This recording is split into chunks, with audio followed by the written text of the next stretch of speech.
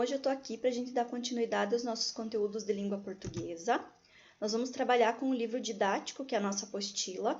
Nós vamos falar um pouquinho hoje sobre a criação das palavras e um pouquinho sobre comunicação digital. Essa questão da comunicação digital aí que veio com o advindo da internet, enfim, tá? Então, nós vamos trabalhar nas páginas, iniciamos na página 37 e vamos até a página 43, tá ok? Então, vocês já podem pegar o material de vocês e já ir se organizando para acompanhar, tá?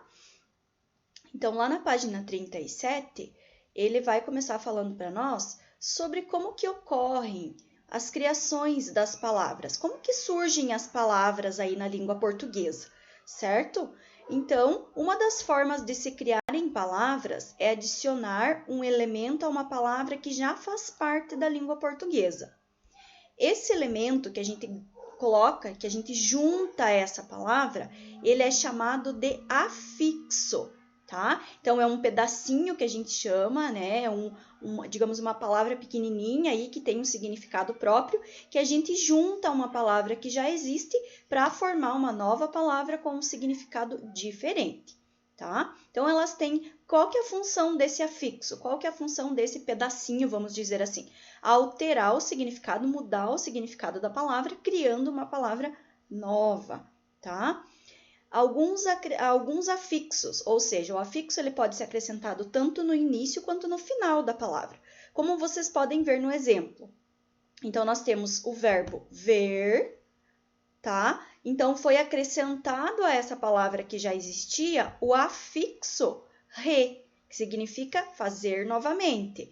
Então, pegando o afixo re, mais a palavra que já existia, que era o ver, formou-se, ou seja, criou-se uma nova palavra. Ou seja, criou-se a palavra rever, que significa ver novamente. Então, vejam que aqui nós colocamos o afixo no início da palavra. E no segundo exemplo, vocês têm a palavra Brasil.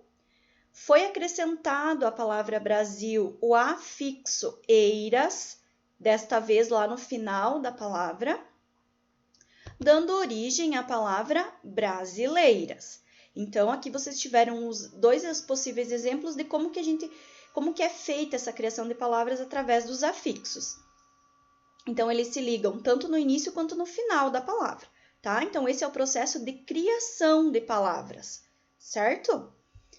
Outra forma frequente de formação de uma palavra é pela união de duas palavras que já existiam, tá? Então, aqui, quando a gente fez esse exemplo anterior, existia uma palavra, foi pego esse pedacinho que a gente chama que é o afixo, juntado à palavra que já existia e criado uma nova palavra, tá?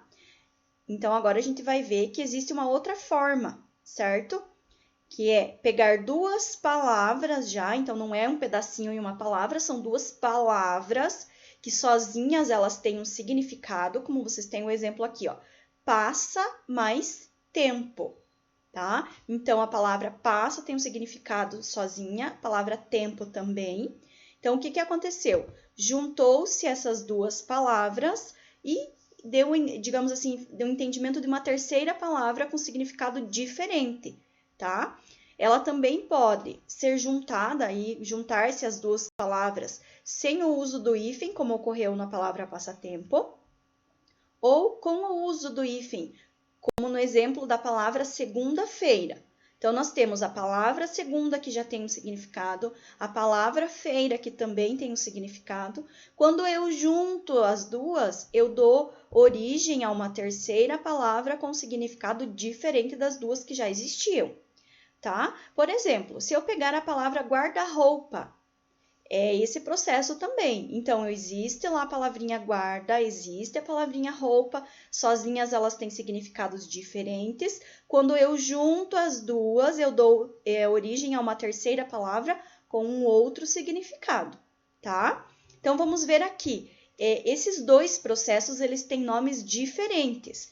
No primeiro processo, quando eu junto um afixo, nós dizemos que a palavra que foi originada é uma palavra derivada. Por exemplo, a palavra rever é uma palavra derivada da palavra ver. A palavra brasileiras, ela é derivada derivada da palavra Brasil. Por quê? Porque eu juntei afixos a essas palavras, tá? Já quando eu faço, como fizemos no segundo exemplo, quando eu pego duas ou mais palavras e transformo aí numa terceira palavra com significado diferente, eu chamo essa palavra de composta, tá? Então, eu tenho rever e brasileiras derivada, passatempo e segunda-feira composta, tá? Então, eu não posso dizer que passatempo é derivado nem de passa nem de tempo. E que segunda-feira não pode ser considerada derivada nem de segunda nem de feira, tá? Então, guardem bem essa informação. Só é palavra derivada quando eu junto um afixo. E quando eu junto duas palavras ou mais palavras, né? E dou um novo significado para uma terceira, ela é chamada de palavra composta, tá? A gente vai rever esses conceitos também quando for fazer atividades lá no caderno de atividades, tá bom? Então, aqui vocês têm o primeiro exercício. No quadro, vocês têm algumas palavras aí, tá? Lembram do conceito de hiperônimo e de hipônimo? Aqui a gente já pode usar, tá? Então, aqui no quadradinho de cima foi usado um conceito amplo. Por exemplo, eu tenho o conceito amplo de aves, né? Pode ser qualquer uma. E aqui ele deu exemplo específico, tá? Só pra gente ir relembrando. Então, eu tenho um quadradinho aqui, várias divisões, né, de palavras aí, de exemplos, para que vocês leiam, tá? E depois, vocês precisam registrar quais são os substantivos simples. Substantivos simples são aqueles substantivos formados por apenas uma palavra.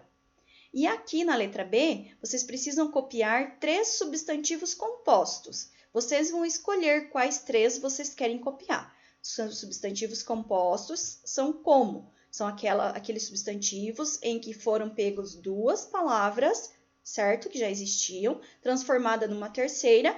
E lembrando que essas palavras, elas podem vir ou não acompanhadas de hífen, tá bom? Então, os substantivos simples na letra A e os compostos na letra B, tá ok? Então, vamos adiante. No número 24, tá? Vocês olham lá, diz assim, os substantivos a seguir foram retirados da carta das crianças para a terra. Indique 2 substantivos derivados de cada um, se necessário, né? Se for preciso, vocês podem consultar um dicionário. Então, palavrinhas derivadas, né? Palavrinhas aquelas em que a gente junta um pedacinho, junta um afixo e transforma numa palavra com um significado parecido. Então, uma palavra derivada. Uma palavra derivada, aliás, 2 substantivos derivados de criança, 2 da palavra trabalho e 2 da palavra go, tá bom? 2 de cada um. No próximo exercício, nós vamos trabalhar a competência leitora, ou seja, a nossa competência em ler e interpretar um texto, retirando dele algumas informações que vão ser pedidas, tá?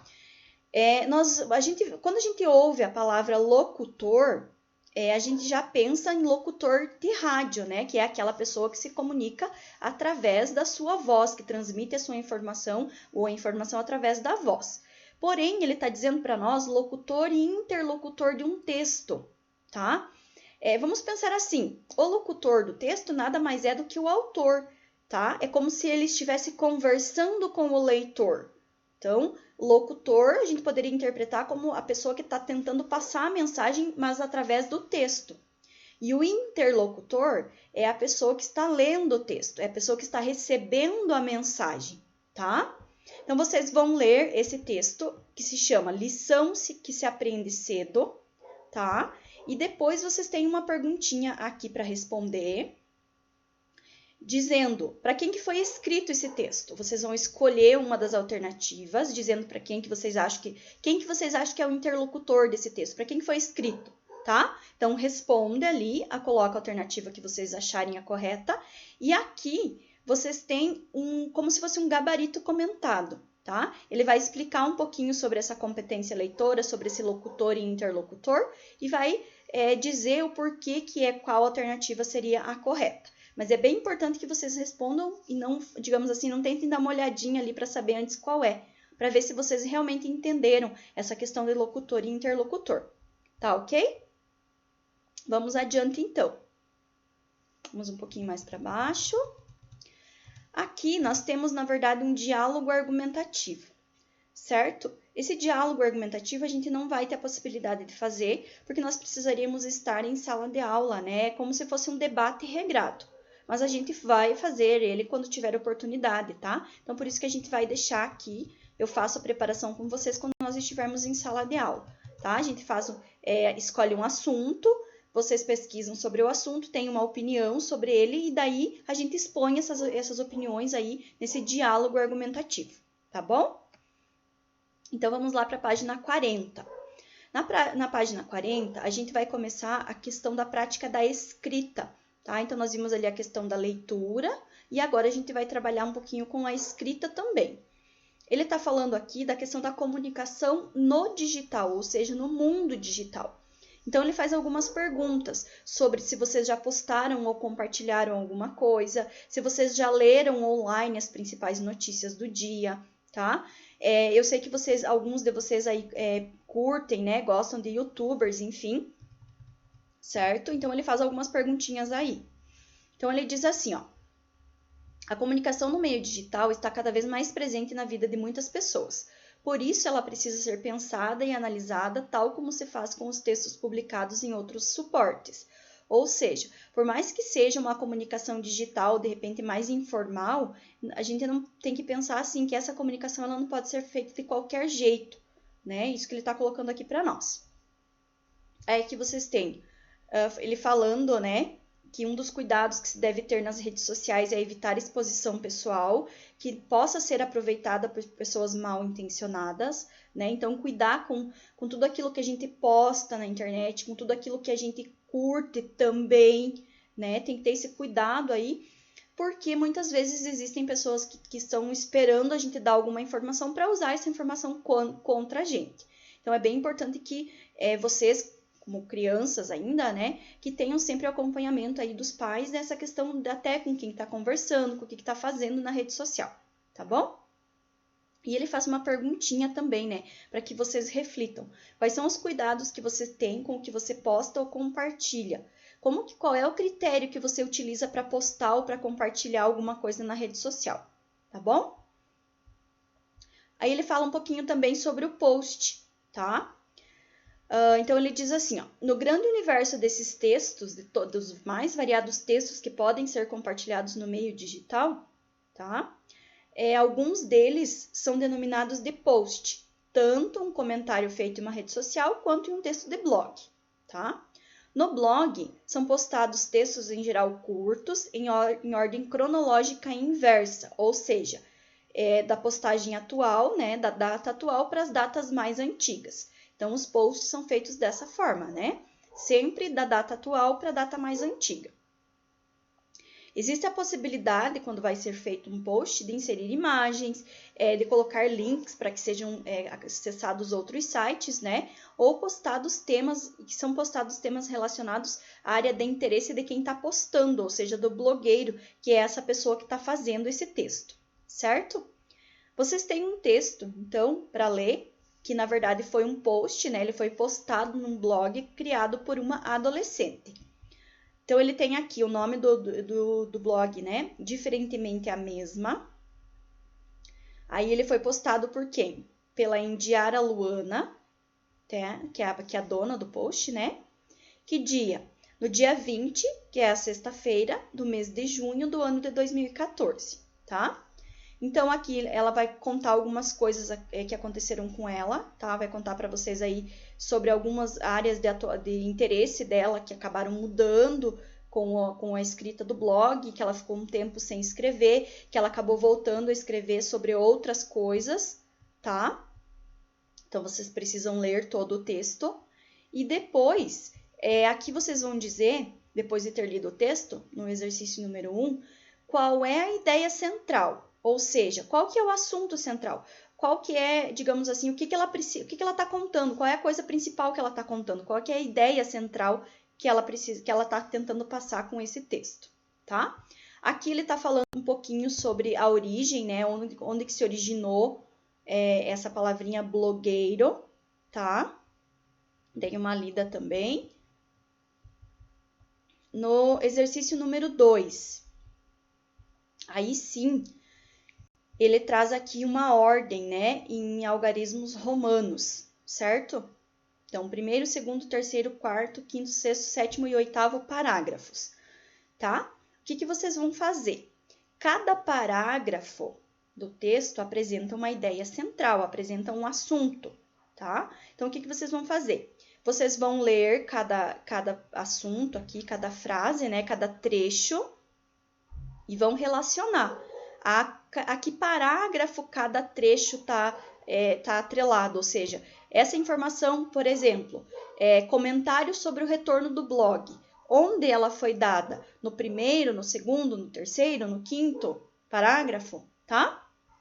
Com todos eles. Então, relacionar as ideias aqui, né, os termos, a que parágrafo que ele foi colocado lá no texto, tá bom? Ele vai ensinar para nós também a que a gente consiga identificar duas informações, ou seja, duas partes do meu texto. O tópico frasal, tá? E as informações secundárias, certo? Tópico frasal. Frasal vem de frase, tá? E tópico seria a mais importante aí.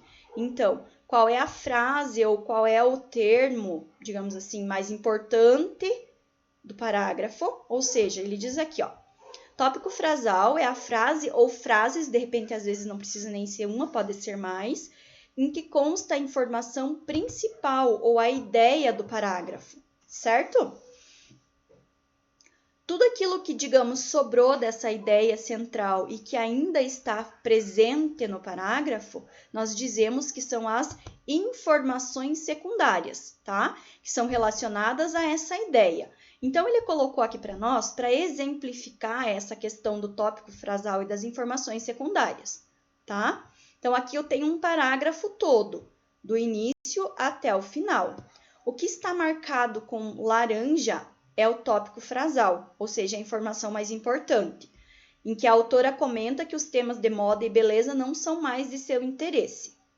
O que está marcado em verde são as informações secundárias. Então, a ideia principal, ela está dizendo que a questão da moda não é mais interesse dela, mas ela acrescentou informações sobre isso também, que podem ser consideradas informações secundárias, ou seja, ficam em segundo lugar, digamos assim. Em primeiro lugar, mais importante, o tópico frasal, e em segundo lugar, essas informações secundárias, tá? Então, leiam novamente esse texto, esse parágrafo, desculpe, tá? E daí consigam identificar através das cores aqui qual é o tópico frasal e quais são as informações secundárias, tá? Então, aqui é só para vocês terem uma ideia de como que funciona essa divisão das duas partes, tá bom? E agora, vejam que vocês têm um parágrafo menor aqui. Agora é a vez de vocês. Vocês vão fazer o seguinte, vão fazer a leitura, tá? E depois vocês vão sublinhar o tópico frasal, ou seja, vão sublinhar a parte mais importante, a ideia central, em azul, e as informações secundárias em vermelho, tá? Então, o tópico frasal, a ideia central em azul e as informações secundárias em vermelho, tá bom? Para que a gente dê continuidade aí. No próximo exercício, lá na página 43. Nesse parágrafo, a blogueira usa a exemplificação para facilitar o entendimento do que está sendo dito. Então, no qual parágrafo? Nesse aqui, ó, tá? Nesse do exercício número 3, tá bom? É esse aqui que vocês vão ter que voltar a reler ali para responder. Nesse parágrafo, quais foram os exemplos que ela deu de temas da moda que ela gosta? Então, volta lá no parágrafo e vê. Quais foram os temas de moda que ela gosta? Quais foram os temas de moda que ela não gosta? E ainda, quais são os temas de interesse atual dela? Então, tudo isso tem exemplos lá no parágrafo. Tema de moda que ela gosta, tema de moda que ela não gosta e quais são os assuntos, os temas que agora ela tem interesse, tá bom? No exercício número 4, ele diz assim, ó, quanto à linguagem presente no post. Se é uma linguagem informal, se ela é uma linguagem muito formal, né? Se ela está tentando ter uma conversa com o leitor em informal, se ela está tendo muito, digamos assim, sendo muito respeitosa, né? É uma linguagem formal, tá? Então, vocês vão colocar, ver se as frases são verdadeiras e F se elas são falsas, tá? Tem 3 alternativas aqui para que vocês leiam, 3 frases, tá bom? No exercício número 5, quando a gente cria, quando surgem palavras novas que são usadas mais comumente aí, nós dizemos que essas palavras, elas são chamadas de neologismos, tá? Neo significa novo, tá? Então, palavras novas que são incorporadas ao vocabulário, que são incorporadas ao dia a dia, que as pessoas passam a utilizar essas palavras que não existiam, tá? Essa criação de neologismos, de palavras novas que não existiam, ela ocorre para nomear novos objetos, novas ideias, novos comportamentos. E também são criadas para expressar um ponto de vista ou uma atitude. Para tudo isso, podem ser criadas aí palavras novas, que são chamadas de neologismo, tá? Um exemplo disso, ou seja, do neologismo, é a palavra. Lá no texto dela, ela usou essa palavra aqui, ó. Tá? Blá, blá, blá, uísca sachê. Tá entre aspas, né? Que foi usada lá no texto dela. Qual é o sentido que ela utilizou? Para que ela utilizou essa palavra no texto? Então, tem 2 alternativas aqui. Para nomear uma fala vazia ou para nomear uma fala incompreensível. Incompreensível quando a gente não consegue compreender, tá? Qual das 2 que vocês acham? Tranquilo, gente? No número 6, ele diz assim: em língua portuguesa, as palavras recebem apenas um acento, indicando a sílaba tônica, ou seja, indicando a sílaba mais forte. Na palavra blá, blá, blá, uísca, sachê, existe mais de um acento. Por que vocês acham que isso aconteceu? Tá? Isso que vocês vão me dizer. No número 7, vocês vão ler as palavras aqui que estão divididas em paroxítonas e proparoxítonas. Aí ele relembra para nós aqui a classificação, né? Quando elas são oxítonas, quando elas são paroxítonas e quando elas são proparoxítonas. Em relação à sílaba tônica, a gente começa a contar sempre da última sílaba para a primeira, tá? Quanto à tonicidade. Lembram que a prof até brincou? Que a sílaba tônica é aquela sílaba que ficou forte porque tomou biotônico. É uma forma da gente não esquecer, né? Então, ele dividiu aqui as palavras paroxítonas, que são aquelas palavras em que a penúltima sílaba é a mais forte, e as palavras proparoxítonas, em que a antepenúltima é a sílaba mais forte, certo? Então, última, penúltima e antepenúltima. Oxítona, paroxítona, proparoxítona, certo? Aí aqui, nesse quadro, diz assim: estão as paroxítonas e as proparoxítonas acentuadas que foram colocadas no post diferentemente a mesma. Existem outras palavras paroxítonas e proparoxítonas que não são acentuadas nesse texto? Então, vocês vão ter que procurar lá no texto, caso vocês encontrem palavras proparoxítonas que não foram acentuadas. Se vocês encontrarem aqui, vocês vão colocar aqui, ó, tá? Se vocês, paroxítonas e proparoxítonas que não são acentuadas, certo? Que não tem acento nenhum. Se vocês encontrarem paroxítonas não acentuadas, vocês vão colocar nesse quadradinho aqui, nesse maior. E se vocês encontrarem proparoxítonas não acentuadas, vão escrever aqui, tá bom? Então, gente, aqui a gente encerra as nossas atividades da aula de hoje, tá bom? Até a página 43. Vocês vão agir da mesma forma, tá? Se tiverem dúvidas, me procurem, né? Me mandem uma mensagem lá. Responde as que vocês conseguirem. Tira uma foto ou faz um videozinho folheando a apostila, né? Dizendo, olha, prof, consegui responder tudo, não tive dúvidas, tá tudo certo. E me envia, tá bom? Fiquem bem e até a próxima aula.